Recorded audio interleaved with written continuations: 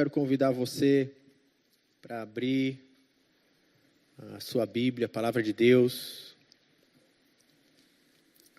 no texto de Lucas, no capítulo 10,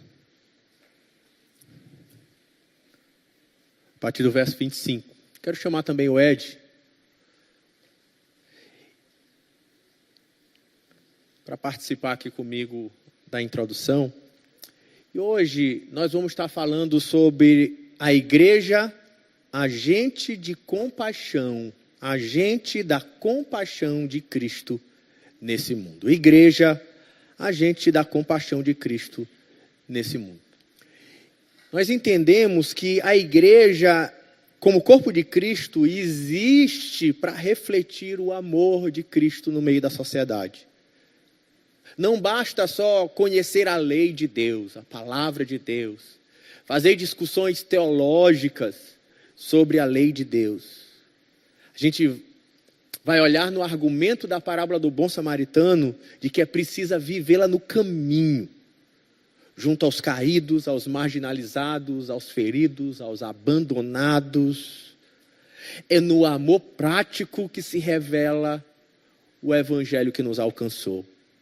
E a igreja, então, ela tem uma função social, que não é opcional, mas é parte da nossa vocação como povo de Deus nessa terra, como parte do nosso chamado redentor, parte da ação do evangelho no mundo. São essas ações da igreja como agente de compaixão de Cristo nesse mundo, de ser luz, ser sal, ser socorro, ser esperança.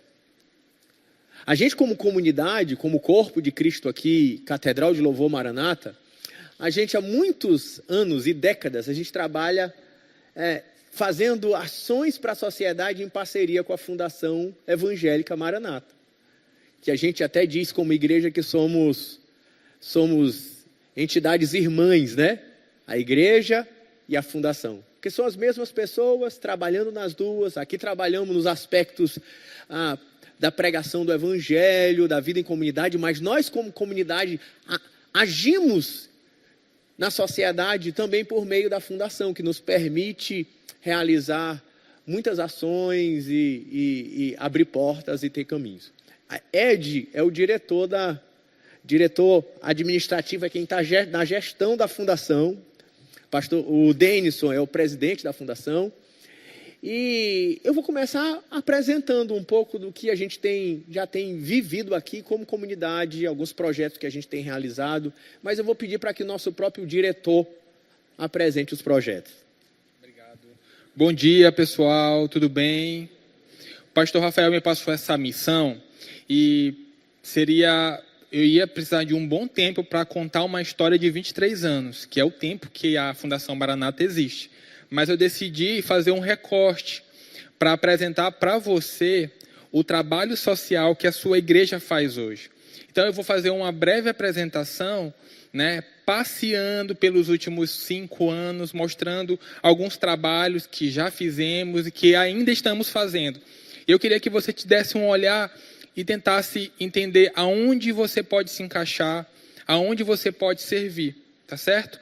Eu vou dando ok aqui para o Lucas, ele vai passando. A Fundação Maranata, ela é dividida em 3 núcleos. O primeiro núcleo é o núcleo de capacitação, onde nós vamos ver cursos de capacitação, oficinas, treinamentos, cursos de balé, aulas de dança. O segundo núcleo é o núcleo de atuação social, onde o assistencialismo é a nossa marca. Nós vamos passear um pouco sobre essa história e ver o trabalho social na prática, dando uma assistência médica, psicológica e afins. E o terceiro braço da fundação é o que nós chamamos de FM na comunidade, Fundação Maranata na comunidade. O objetivo desse braço é, na verdade, levar palestras de esclarecimento e dando suporte para as comunidades mais carentes, certo? Então, eu queria começar mostrando um pouco do núcleo de capacitação. Pode passar o próximo. O primeiro projeto que eu queria mostrar para você... Pode passar, Lucas. O primeiro projeto é um reforço. Você sabia que nós temos um reforço escolar no bairro da Vila Luizão? Esse reforço escolar, ele é mantido pela Fundação. Nós temos voluntários que atuam, né, e nós atendemos toda a comunidade carente. O objetivo desse reforço escolar não é simplesmente ajudar no beabá. Né, nós temos todo um trabalho por trás, suporte odontológico, nós temos um profissional de educação física que dá um suporte também, nós temos um trabalho de espiritualidade com essas crianças na qual nós estamos atuando. Além disso, nós também temos o Seminário Teológico Maranata. O Seminário Teológico Maranata é um curso avançado de teologia. Nós temos aqui alguns seminaristas, alguns que vão se formar ainda esse ano também. A Josi, inclusive, vai se formar agora. É um curso avançado de teologia com duração de 3 anos, também mantido pela Fundação. Além disso, nós temos o curso básico de teologia. O curso básico de teologia, o objetivo dele não é aprofundar teologicamente como seminário, mas ele vai te dar uma visão, um panorama geral do estudo teológico. Esse curso, ele acontece tanto presencialmente em bairros, né, como Vila Luizão, Vila Magril, Gancharia, Santa Bárbara, e também nós temos agora o polo online. Você pode estudar, nós temos alunos do Brasil todo, temos alunos do Rio de Janeiro, São Paulo, então você pode também se matricular nesse curso. Ele é mais reduzido, são 18 meses, 1 ano e meio. Além disso, nós temos aulas de violão que acontecem tanto no Turu como na Vila Luizão, um preço acessível, uma taxa simbólica. Pastor Jean é um dos líderes desse projeto. Nós temos agora o filho do Johnny, o Davi dando aula, o próprio André também. Nós temos o Maguio lá na Vila Luizão também ministrando essa capacitação. Além disso, a Fundação também promove um trabalho, né, de esporte por meio do balé para crianças. Nós temos hoje 2 turmas de balé, uma acontecendo aqui no Turu. Gente, tudo isso são taxas simbólicas. Taxas simbólicas só simplesmente para manter e dar uma oferta para os professores, porque todos os nossos professores são voluntários. Então, nós temos aulas de balé que acontecem aqui no Turu e na Santa Rosa também. Nós temos, esse projeto eu acho fantástico. Nós iniciamos uma parceria há 2 anos com uma academia de jiu-jitsu e hoje nós temos uma escola de campeões na Vila Luizão. Essa escola de jiu-jitsu, ela é uma parceria onde as crianças pagam um valor simbólico de R$30 e ainda recebem o kimono para poder, um comodato, né? Você paga esses R$30 mensalmente e você recebe o kimono para você usar e praticar o esporte. Nós temos a Fundação tem ganhado alguns prêmios, né? Por meio desse projeto. E aí, eu passo agora para o segundo braço, que é o braço da atuação social, o trabalho de assistencialismo mais na prática. O primeiro projeto que eu queria mostrar para vocês, que talvez esse seja muito conhecido, é o Projeto Celeiro. O Projeto Celeiro é um projeto que visa atender às necessidades básicas de alimentação da comunidade mais carente. Nós, como fundação, somos um braço onde nós recebemos doações. Todos esses projetos que a gente faz, essas campanhas, esses desafios, nós recebemos essas doações de cesta básica e as famílias cadastradas no projeto recebem a doação mensalmente. Infelizmente, esse projeto ele tem reduzido a quantidade de doações. Antigamente, a gente conseguia fazer 2, 3 doações de cesta básica por família. Hoje, infelizmente, por conta do baixo volume de doações, nós temos feito uma cesta básica por mês. Além disso, nós temos o projeto Curai os Enfermos, onde nós oferecemos atendimento gratuito de clínico geral e reumatologista toda segunda-feira aqui no auditório da Fundação. Nós temos apenas um profissional de medicina, um médico, né, que é o Dr. Afonso, que religiosamente, toda segunda-feira, doente ou não, ele está aqui servindo. Se você passar aqui nas segundas-feiras, por volta das 16 horas, você vai ver uma fila imensa lá fora de pessoas aguardando para serem atendidas. Dependendo da necessidade, a pessoa já recebe o medicamento, porque a Fundação compra em torno de 5 a 6 mil reais por bimestre de medicamentos para atender às necessidades desses pacientes. Além disso, nós temos o suporte psicológico, e aqui eu queria fazer menção à pastora Carmen, que é a líder desse projeto. Esse projeto de suporte terapêutico surgiu da pandemia, uma necessidade que a comunidade levantou.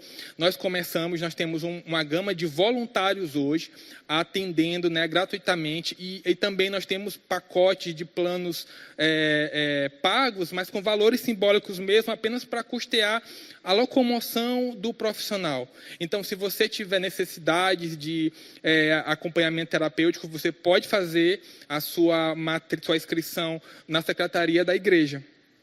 Coloquei essa foto aqui, volta lá para o Lucas. Essa foto aqui, ela faz parte desse projeto, onde nós convidamos alguns professores das comunidades para receber um acompanhamento terapêutico em rodas de conversa. Essa formação que nós fizemos em parceria com a profissional pastora Carmen. O outro projeto também são as ações sociais. Agora, nos últimos 2 meses, nós fizemos uma grande ação social. Eu botei aqui algumas imagens, porque a ação social é o nosso forte, né? Então, ao longo do ano, nós realizamos ações sociais em vários bairros, né?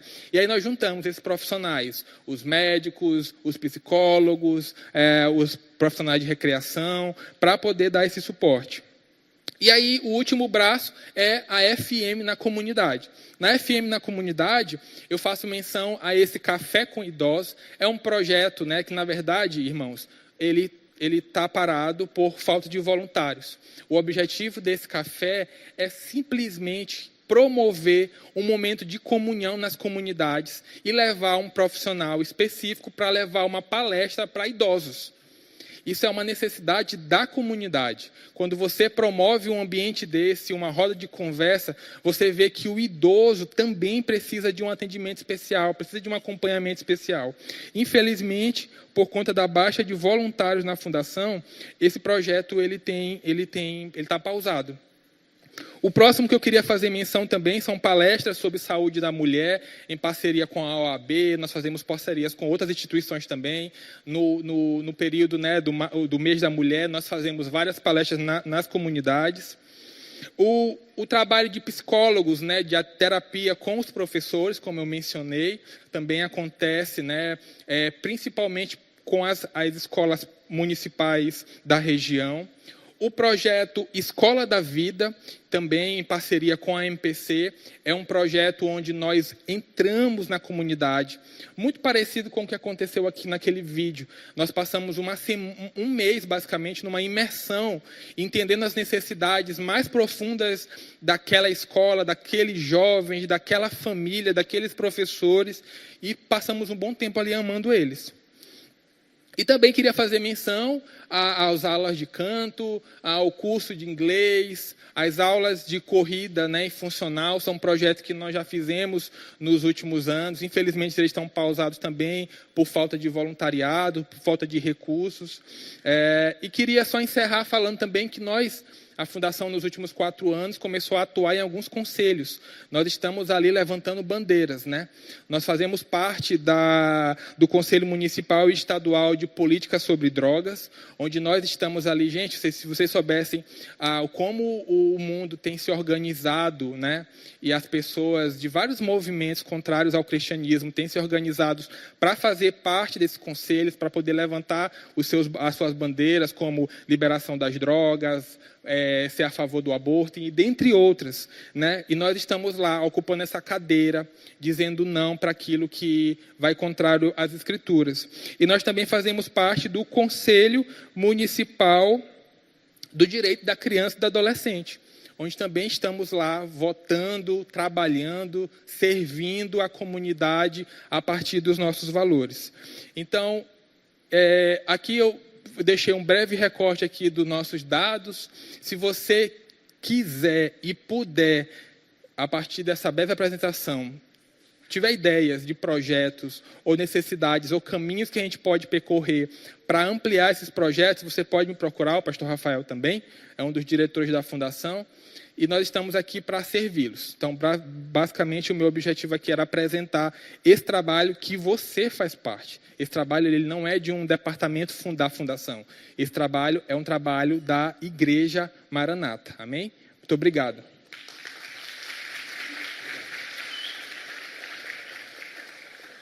E a igreja, então, é esse corpo de Cristo que precisa refletir o amor de Cristo na comunidade. Para refletir sobre isso, pastoralmente hoje, e para refletir sobre como eu e você devemos viver a nossa espiritualidade no meio da sociedade, eu quero convidar então a gente a fazer a leitura de Lucas, capítulo 10, dos versos 25 ao 37. E você mantém a Bíblia aberta, e continuaremos depois expondo esse texto. E eis que certo homem, intérprete da lei, se levantou com o intuito de pôr Jesus à prova e disse-lhe: Mestre, o que farei para herdar a vida eterna? Então Jesus lhe perguntou: O que está escrito na lei? Como interpretas? A isto ele respondeu: Amarás o Senhor teu Deus de todo o teu coração, de toda a tua alma, de toda a tua força e de todo o teu entendimento. E amarás o teu próximo como a ti mesmo. Então Jesus lhe disse: Respondeste corretamente. Faze isto e viverás. Ele, porém, querendo justificar-se, perguntou a Jesus: Quem é o meu próximo?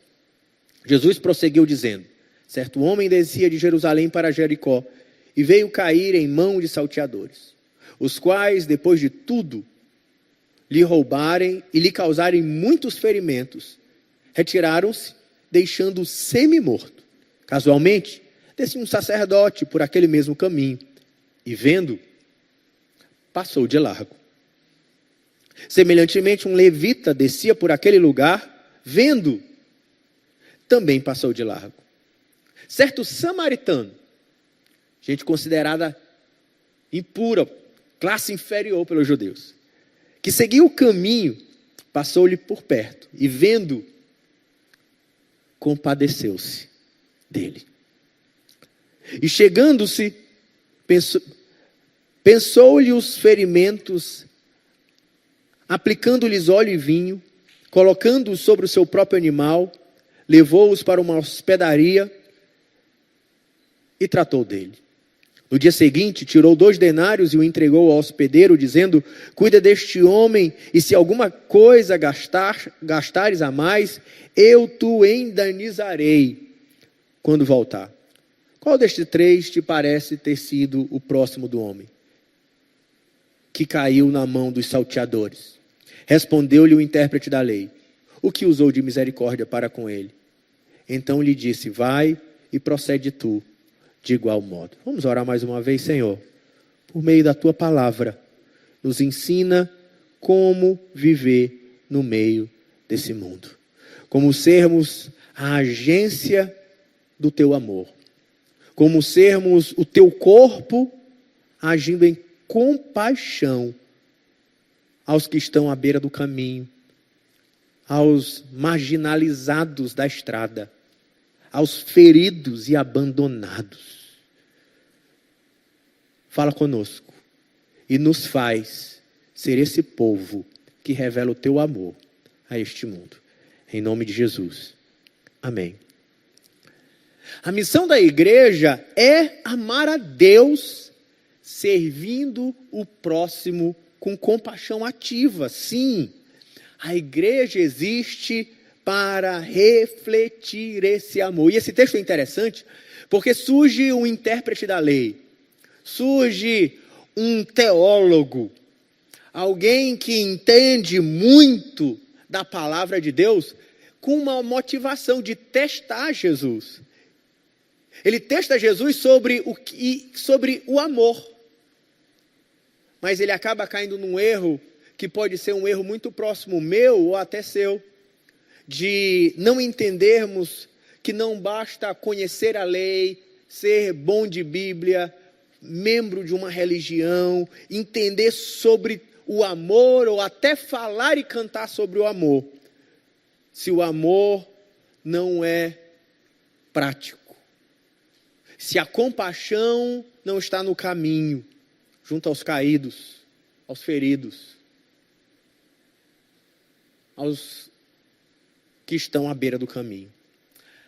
Esse trabalho social da igreja não é uma opção, não é um plus, não é uma boa ideia, não é uma dica, mas é parte da atuação do evangelho no meio e por meio da igreja. De sermos sal, luz esperança, socorro para uma sociedade caída. E a parábola do samaritano, ele está no meio de um contexto onde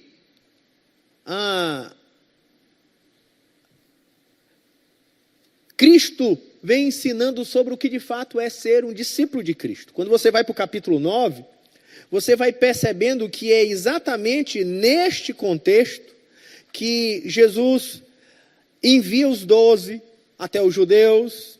Ele ensina que ser discípulo é carregar a cruz, é morrer para si mesmo. Ele vai ensinar sobre quem é maior no reino dos céus. Ele vai enviar os 70. Ele vai na direção dos samaritanos para levar salvação. É no meio desse momento onde ele está ensinando a obra que os discípulos devem fazer, que ele ensina sobre a parábola do bom samaritano, onde ele vai nos mostrar como é uma espiritualidade do evangelho, como é uma vida cristã que reflete Cristo, seu amor e seu sacrifício por nós na cruz, a sua compaixão. Não é apenas sobre fazer o bem, é mais do que isso. É uma convocação da igreja a não ignorar o caído à beira do caminho, de ser na sua vida e prática o sinal visível do reino e do amor de Deus.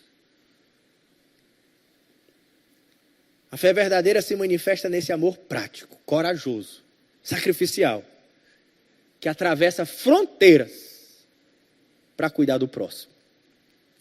E nós vamos ver nessa parábola 3 verdades. Compaixão é o coração da espiritualidade. Compaixão acontece no caminho.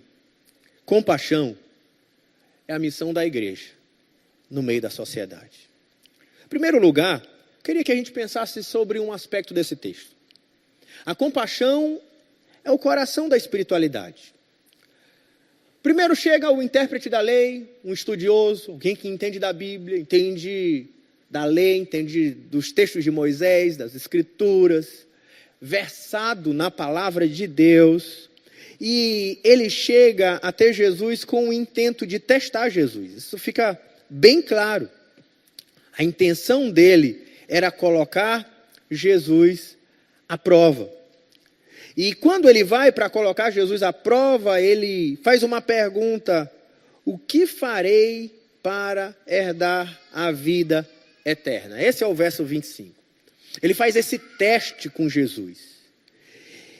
E quando Jesus faz esse teste, quando ele faz esse teste com Jesus, Jesus responde de uma maneira que era muito típica de um rabino judeu. Ele faz uma pergunta, ele devolve com uma pergunta.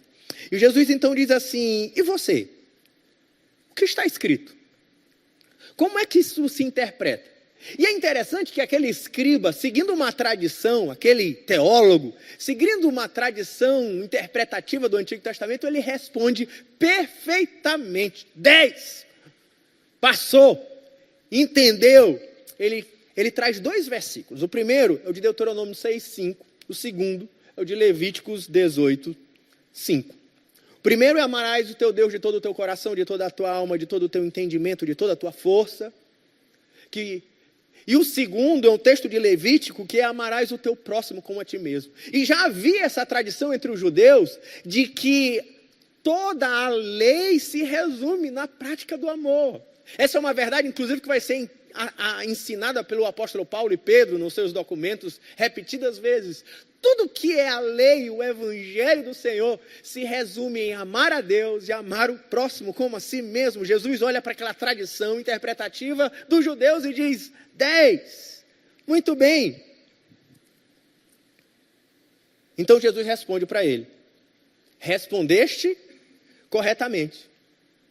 Faz isso e viverá. Sabe qual é o problema com essa resposta agora?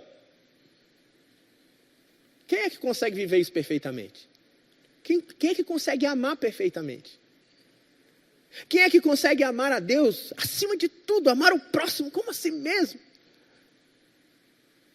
Aquele teólogo se viu em maus lençóis e resolveu se justificar. Ele mesmo olhou para ele e pensou, ixi, então eu me lasquei. E aí ele fala assim, faz uma pergunta que já estava na discussão da teologia do seu tempo. E a pergunta é, quem é o meu próximo? Porque havia uma ideia de que o próximo eram os familiares, ou era um outro judeu. Jamais seria alguém, um gentio, um descrente, um samaritano. Esses não seriam próximos. Havia essa tendência para justificar a sua prática religiosa, tentando dar um novo caminho, uma nova interpretação para a palavra de Deus. E é por isso que ele pergunta, então quem é o meu próximo? Tentando encontrar um caminho que lhe permitisse entrar no reino dos céus. No entanto, Jesus revela que não, basicamente a resposta de Jesus revela que não basta só saber a lei. Temos aqui, como Ed falou, alguns estudantes de teologia, outros na escola dominical. Mas cristianismo não é só saber a Bíblia. Não é ser bom de teologia. Não basta só saber a lei. É preciso vivê-la. Espiritualidade sem amor prático é vazio. Não existe. É irreal. Assim, o princípio espiritual que emerge dessa realidade é que a fé autêntica se expressa em uma compaixão concreta. Amar a Deus exige amar quem está ao nosso redor, com atitudes, não apenas com palavras. Daí que Jesus, quando vai contar a parábola para ensinar sobre o que é amar, ele conta que vem um sacerdote. Os sacerdotes eram os responsáveis pelo templo, pela adoração, pelo ensino das escrituras no templo. E quando ele vai andando, ele olha um homem à beira do caminho. E o que o sacerdote faz? Passa ao largo. Depois vem o levita. Quem era? O ajudante do pastor. Olhando talvez no caminho, se o sacerdote passou batido, eu que não vou me meter. E Jesus conta essa história para te fazer pensar assim, sabe quem é que está passando ao largo, deixando o homem ferido, um homem à beira do caminho, sangrando, semi-morto? Os homens da religião, os homens da adoração, os homens de culto, vestido de blazer, pregadores do evangelho, frequentadores dos cultos. Ah, homens espirituais. Eram mesmo? Tiago, trabalhando essa verdade espiritual, texto que você provavelmente conhece, capítulo 1, verso 27, diz assim, a religião pura e sem mácula é não faltar nenhum culto de domingo. Amém, irmãos? Não. A religião pura e sem mácula é visitar os órfãos e as viúvas nas suas necessidades. Tanto que Tiago, discutindo sobre essa relação entre fé e prática, fé e obras, ele diz assim, ele vai dizer, mostre-me a sua fé sem obras, que pelas minhas obras eu te mostrarei a minha fé. Ele está dizendo que a salvação é pelas obras? Não. Ele está dizendo que se eu tenho fé, ela necessariamente se manifestará na minha vida, nas minhas obras. E ele vai dar um exemplo no capítulo 2, no verso 15, em diante. Ele diz, se alguém chega para um homem que lhe procura pedindo ajuda e lhe disser simplesmente, ide paz, sem lhe dar o necessário para o sustento, que proveito há nisso? Verso 17 do capítulo 2 de Tiago, ele diz, não, eu não posso simplesmente chegar para alguém que pedindo necessitado, eu falo, Deus te abençoe, oro por você, vai em paz, Deus te suprirá. Ele diz, não, a verdadeira fé do evangelho me leva a ações práticas. Você vai suprir, você vai meter a mão no bolso, você vai cuidar das suas necessidades, das suas feridas, das suas dores. Você vai colocar dinheiro nisso, coração nisso, tempo nisso. Essa é a verdadeira fé. Mas eu preciso não olhar para aquele teólogo, eu preciso olhar para mim, eu preciso olhar para você, que frequenta aqui os domingos, que está me ouvindo aqui. Muitos estão lá no Family Day, e eu peço que eles escutem depois dessa mensagem no YouTube, para poder discutir nas células. A sua espiritualidade que alcança os cultos de domingo, ela alcança quem sofre à beira do caminho?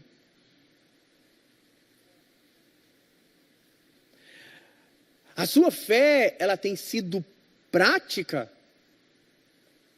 Ou ela é só a teoria da sua religião?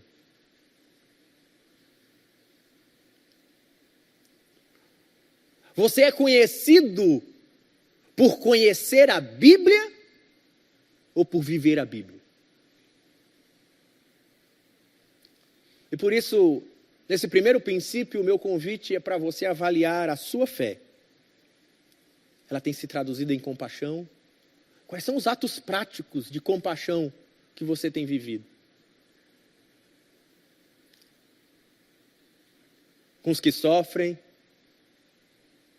com os abandonados, com os necessitados, com os que estão à beira do caminho. E talvez você use a sua teologia para dar desculpa para a sua missão. Por exemplo, você diz assim, não, eu não cuido de ninguém carente porque eu já toco violão na igreja. Você está entendendo? Não preciso cuidar de quem sofre. Por quê? Porque eu já prego. Esse é meu dom. Se alguém estiver na beira do caminho, o sacerdote, deixa ele para lá, esse problema não é meu. É verdade?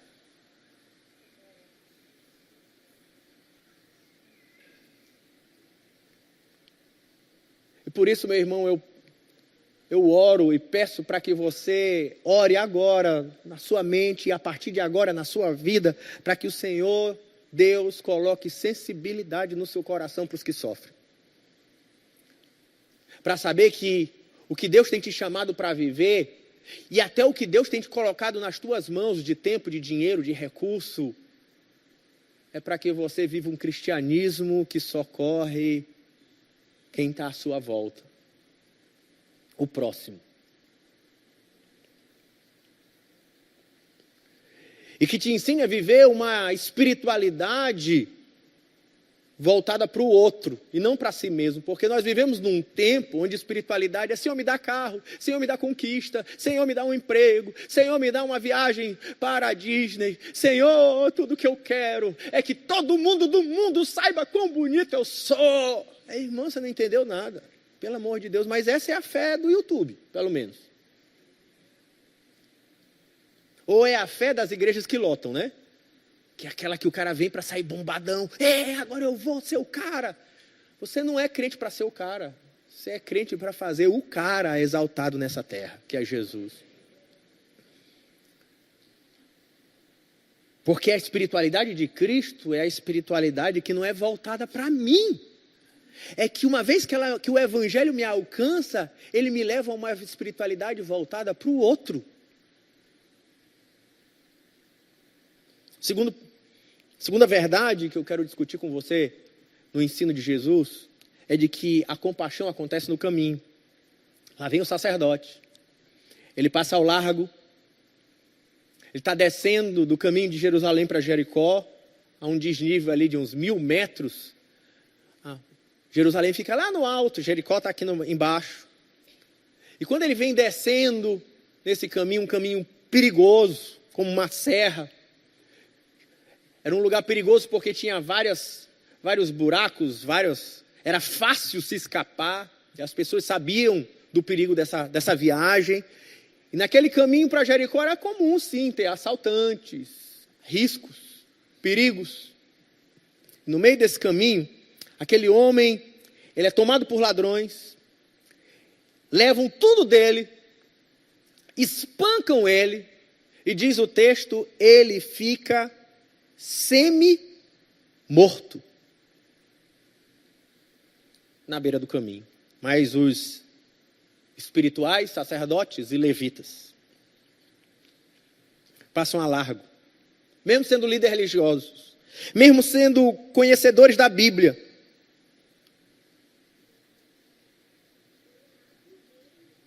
E o samaritano vê. E diz o texto, no verso 33, que ele compadeceu-se. A palavra compadeceu-se, no original especial, é você ser movido nas entranhas. É isso que é a palavra. Você é movido nas entranhas. Ele olhou aquilo e aquilo rasgou ele por dentro.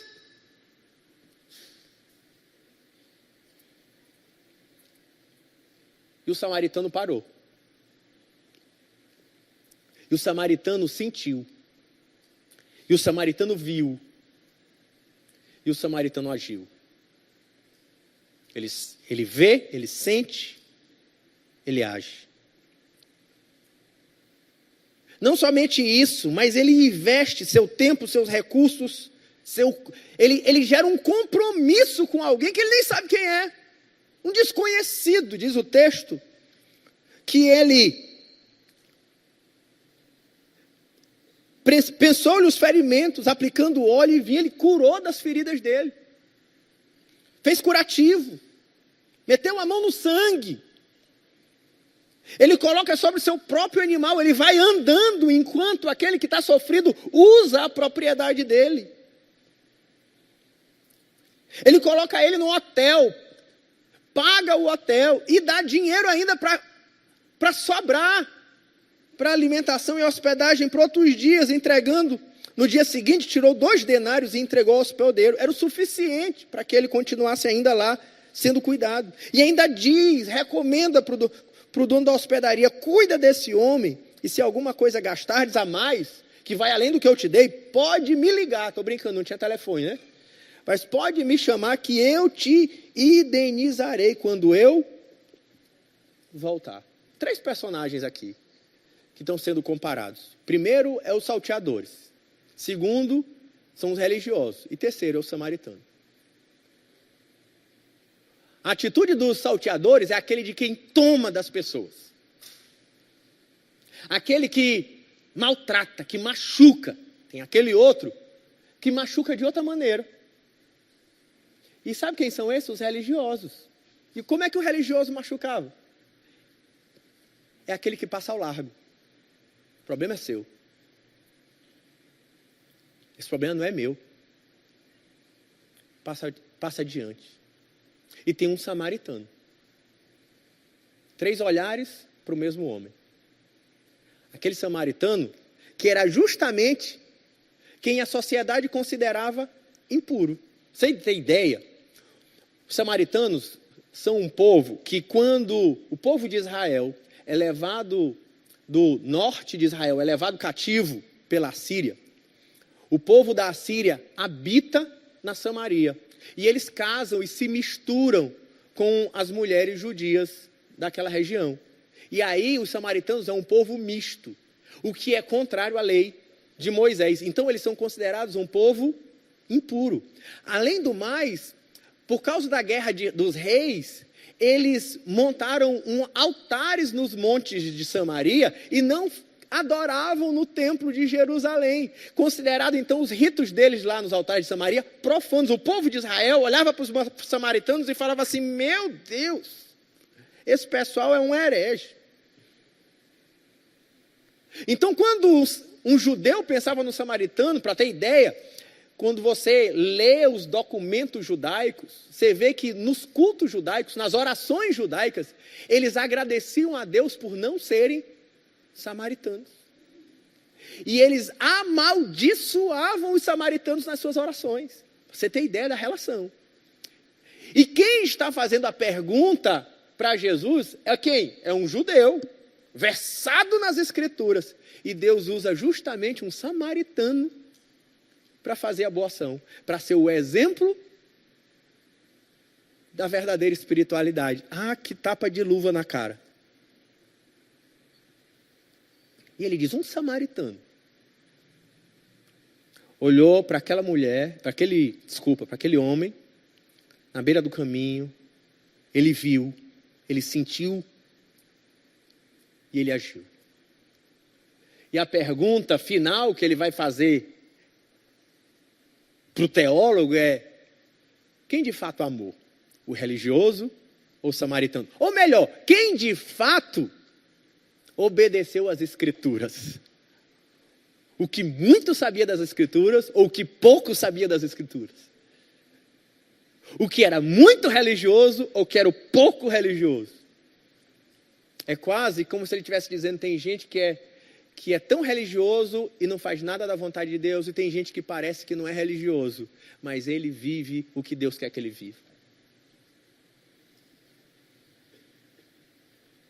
Porque a verdadeira espiritualidade tem tudo a ver com prática. E o princípio espiritual que a gente vê aqui é que a compaixão cristã, ela se manifesta no caminho da vida. O verdadeiro amor se mostra na disposição de parar para socorrer o próximo. E a gente vê aqui 6 investimentos do samaritano.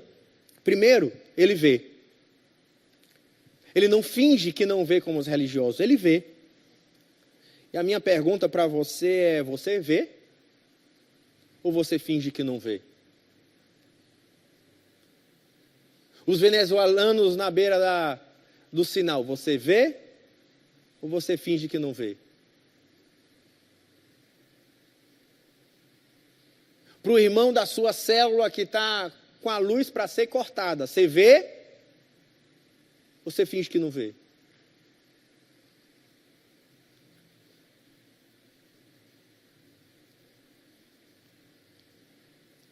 Ele não só vê, ele sente, porque a gente parece que vai ficando cauterizado para as injustiças do mundo, né? A gente vai começando a achar que tudo é normal. Mas aquele samaritano, ele ainda consegue se comover, se indignar, a ter compaixão, a sentir a dor que não é dele, que é a dor do outro. Nós vivemos uma época que a gente é muito sensível para a nossa dor. Ai, meu pai não deixou eu jogar videogame. Eu quero morrer. Gente.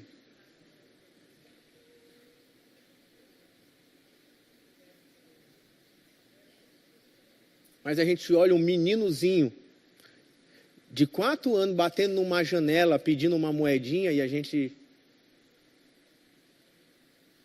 faz um discurso filosófico, econômico. Cara, teu discurso é bonito, mas o menino está com fome.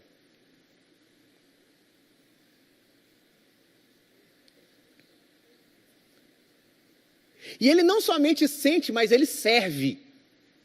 Ele pega óleo e azeite ali, e vinho, funciona como se fosse remédio naquela época. Óleos e vinhos tinha uma ideia curativa, e ele meteu a mão na massa. E eu me lembro disso, que Pablo vai lembrar também. Há alguns anos atrás, a gente foi fazer um trabalho de visita na Vila Magril. E tinha uma vizinha, acho que o nome dela é Dona Tereza. Acho que ela já até faleceu, porque ela era bem velhinha na época.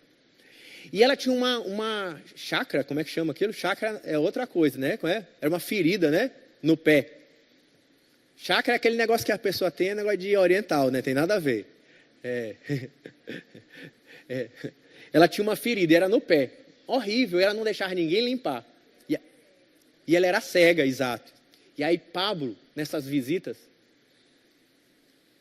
botou ela no chão, pegou esponja, pegou remédio, que ela é da área da saúde, e foi limpar a ferida daquela senhora. Enquanto isso, a casa dela em volta estava pegando aos pedaços, porque ela era uma senhora cega, idosa, ferida, que morava só. Aí a turma resolveu cortar a grama. A árvore estava quase caindo por cima do telhado da casa, então o pessoal foi cortar. Mas uma das coisas que eu fiquei pensando, porque eu tenho um problema com um negócio de médico, né? Eu não gosto de assistir nem programa, Grey's Anatomy, essas coisas. Mas eu olhei Pablo metendo a mão naquilo, entre outros, né? E eu falei, meu Deus, que bênção, que privilégio. Se a gente pensa assim, é um privilégio dela, não é um privilégio nosso, de poder fazer isso para o Senhor, né? Quero saber, e a nossa reflexão hoje é, você está metendo a mão na ferida de quem? Mais do que isso, ele fez renúncias pessoais, ele continuou a jornada a pé, entregou o carro dele. Que não era carro, naquela época era jumento, né? E ele foi, botou quem sofre. Tem gente que não dá nem carona para levar para casa. Ele foi andando, entregou o carro, o jumento, o próprio animal. Ele gastou tempo, porque ele parou. O religioso estava ocupado, não posso ajudar quem está sofrendo, porque senão eu vou me atrasar para o culto. Não era o caso dele, que ele estava voltando, né? Talvez ele estava cansado do culto. Eu mereço descansar. Mas aquele comerciante, ele talvez perdeu dinheiro, perdeu uma reunião, uma venda, mas ele fez daquele homem sua prioridade. Ele investe presença, ele investe tempo. E é interessante, por exemplo, como presença e tempo é uma coisa preciosa, tem a irmã Concita. Eu fiz uma coisa que a irmã Concita, eu sei que ela gosta muito de mim, né? Ela me trata com muito carinho. E faz comida para mim, me dá pão de queijo, me leva para tomar café, né? Não, irmã Concita? Isso é só para deixar eles com ciúme, né? E a única coisa que eu sei que eu fiz pela irmã Concita é que teve uma época que ela estava num tratamento e ficou muito tempo no hospital, na UTI. E ninguém podia visitar, porque era um lugar fechado. Mas eu, como pastor, tenho a carteirinha. Então eu falei assim, para não deixar a irmã Concita sozinha, eu ia lá. De vez em quando eu ia lá só para olhar a irmã Concita, orava com ela. Eu investi só presença e tempo. E para a irmã Concita, eu vejo que isso foi tão precioso, né, irmã Concita? Tanto que ela me ama, né? Eu nem mereço esse amor todo, não, irmã Concita. Mereço, não. Mas tempo e presença. Para quem sofre. E no mais, agora mesmo que vai mexer com alguns, ele meteu a mão no bolso e pagou a conta. E ainda deixou mais e disse, para o tempo que eu vou estar viajando. E se precisar, gasta. Quando eu voltar, eu pago.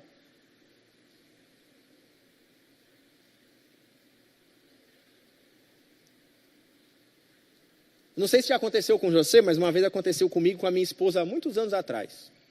A gente fez uma viagem internacional. E na época, ainda o dólar era muito barato. Muito barato, não. Mas era um terço quase do que é hoje. E a gente viajou, chegou lá, a gente comprou tanto. Compramos tanto, compramos demais. Isso tem bem uns 20 anos. Quando eu voltei, vou te dizer para você o que aconteceu comigo e com a minha esposa. Foi só comigo, não. Eu voltei arrependido. Eu voltei. Falei, o que eu fiz? Meu Deus. Sabe o que eu e a Rossana fizemos naquela época? Eu estava financeiramente melhor naquela época, né? A gente fez uma conta. A gente viu mais ou menos quanto a gente gastou. E a gente doou. Aqui na igreja. Porque eu pensei assim, meu Deus, eu não posso... Como é que eu vou gastar meu dinheiro assim? Eu estou sendo desleal com o dinheiro que o Senhor me deu. Não foi, mamãe? A gente fez uma oferta.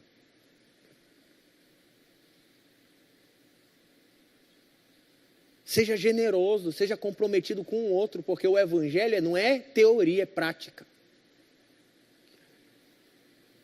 E você está disposto a romper com a sua rotina para amar, sua rotina de trabalho, de negócio, de visitas, para gastar tempo com você, presença com...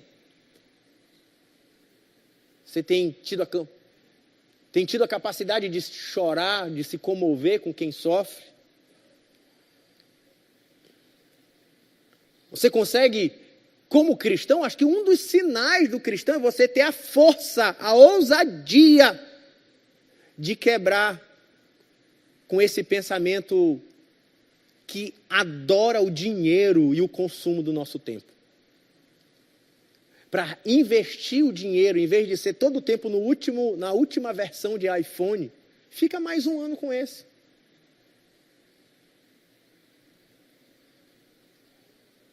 E ajuda alguém. Investe na fundação, ajuda alguma criança. E aí a minha pergunta é, quem é que você cruzou essa semana que você passou ao largo? Como é que você administra seu recurso, seu tempo? Como vai seu coração? O último ponto final do nossa reflexão é que, sim, nós como Maranata, olhando para a Bíblia, nós entendemos que a compaixão é missão da igreja na sociedade. Sim, pregar o evangelho.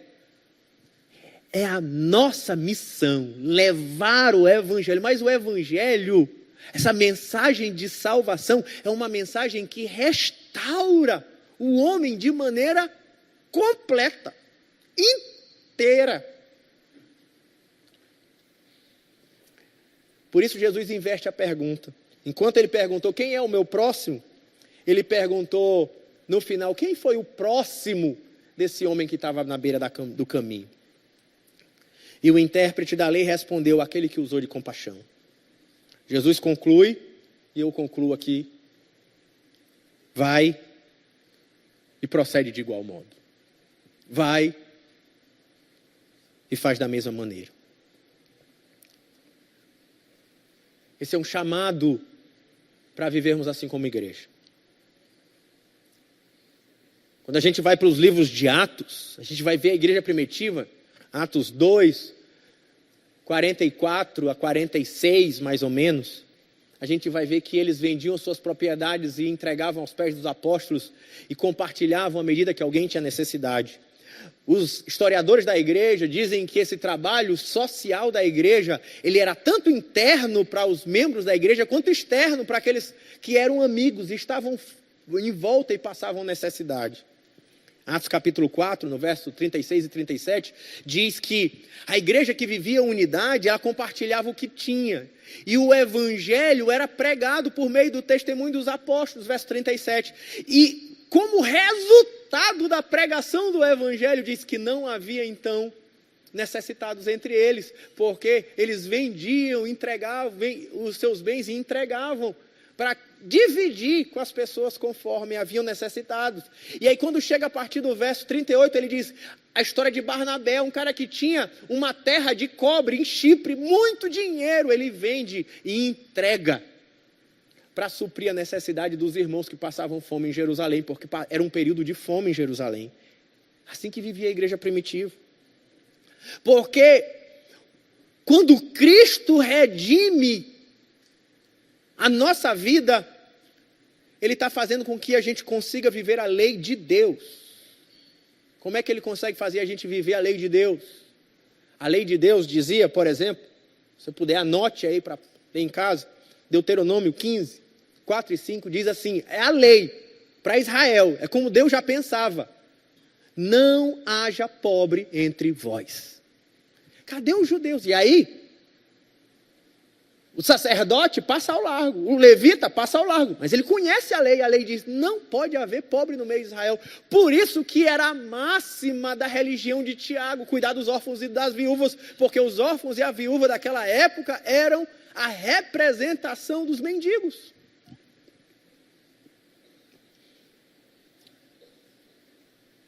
Por isso que Gálatas capítulo 2, verso 10, Paulo vai dizer que, entrando em acordo com Jerusalém, ele não deixou de cuidar dos órfãos e das viúvas, conforme a igreja de Jerusalém tinha orientado.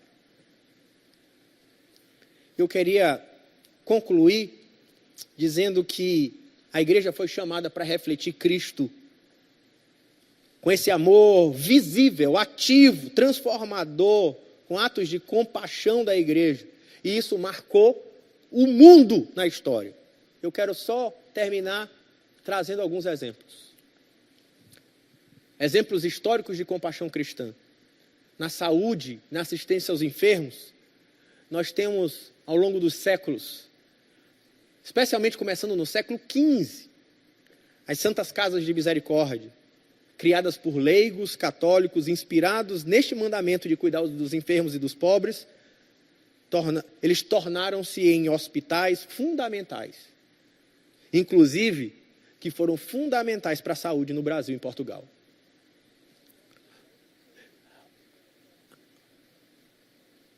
Os trabalhos missionários protestantes desde o século XVI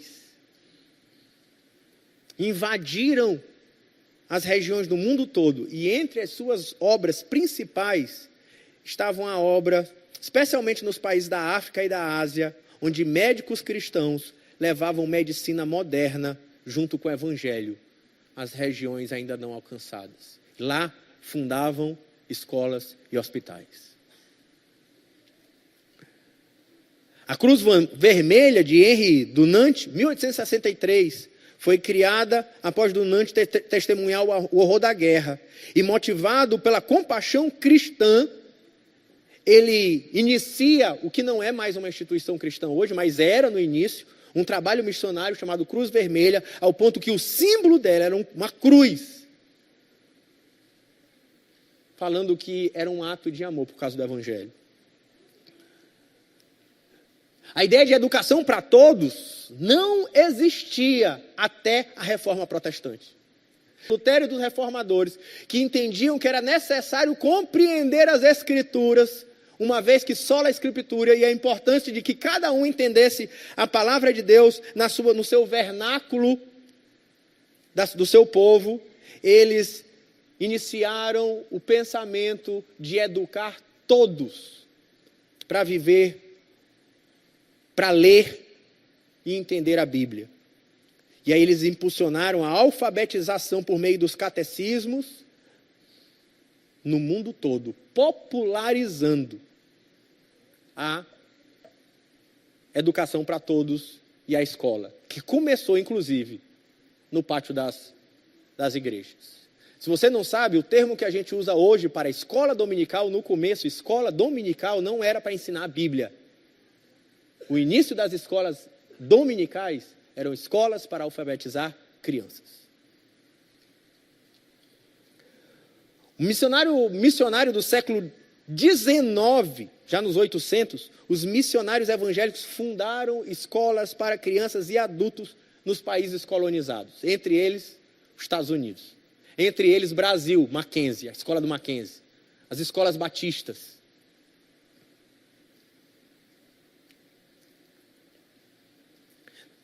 As escolas públicas no Brasil, eu estou estudando isso no doutorado, elas foram prioritariamente fundadas por padres, pastores e religiosos, ensinando nas suas casas e nas igrejas. Movimento de justiça social, nós vamos ter o movimento abolicionista evangélico, por William Wilberforce, na Inglaterra, e os pastores negros dos Estados Unidos defenderam o fim da escravidão. E se você não sabe, muita gente fala, hoje, muita gente diz, é porque o cristianismo defendeu a escravidão. Sim, é verdade, parte deles sim, mas foi o mesmo cristianismo, motivado pelas escrituras, que aboliu a escravidão. A gente vai ter Martin Luther King, nos Estados Unidos, em 1950, 1960, pastor batista que liderou a luta pelos direitos civis com base na ética do amor de Cristo. E ele vai dizer, a injustiça em qualquer lugar é uma ameaça à justiça em todo lugar. E ele, por um movimento pacifista, deu fim à separação racial nos Estados Unidos como lei. A gente vai ter resgates humanitários, Exército da Salvação, William Booth, 1865. Trabalhando para restaurar moradores de rua, viciados, mulheres órfãos. Nós vamos ter muitos trabalhos para refugiados, prisioneiros e vítimas de guerra. Nós vamos ter movimentos de direitos humanos e cultura da paz, antigos como Desmond Tutu, bispo da África do Sul. A gente vai ter no Brasil a maior instituição que luta pela restauração de pessoas adictas em substâncias químicas no Brasil, como nós estamos lá no Conselho, são as igrejas evangélicas, montando centros de recuperação por toda parte. A igreja tem como parte da sua missão levar amor, compaixão e justiça para a sociedade. Mas essa fala aqui não é só para a gente bater palma para a igreja. É para olhar para o umbigo. Para pensar aonde eu estou nessa história. A sua fé é visível para os necessitados? Ou ela é só visível dentro do templo? A sua fé, ela é uma fé que transforma o mundo ou ignora os marginalizados? Que ama quem te agrada ou ama quem precisa?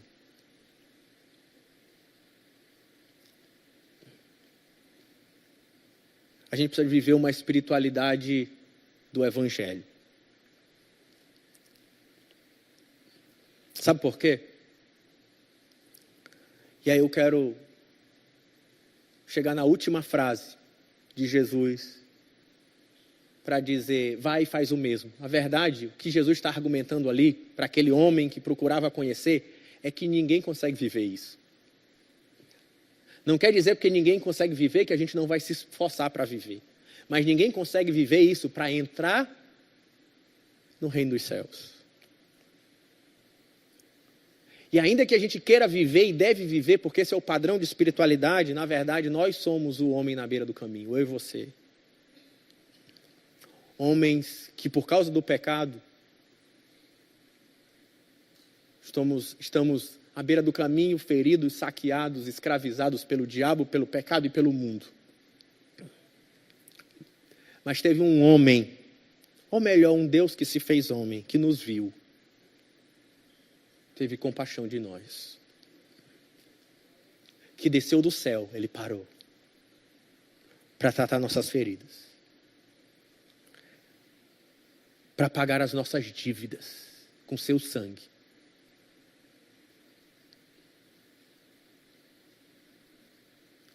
Um homem que teve compaixão de nós. E tudo que nós precisamos é amar a Jesus. Colocar nele a nossa fé.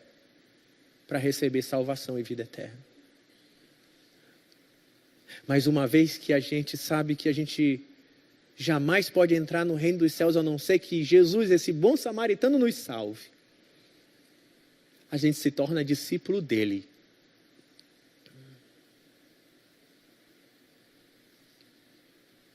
Quando ele diz para nós, vai e faz o mesmo.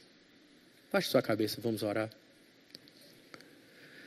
Senhor Jesus, estamos na tua presença nessa manhã.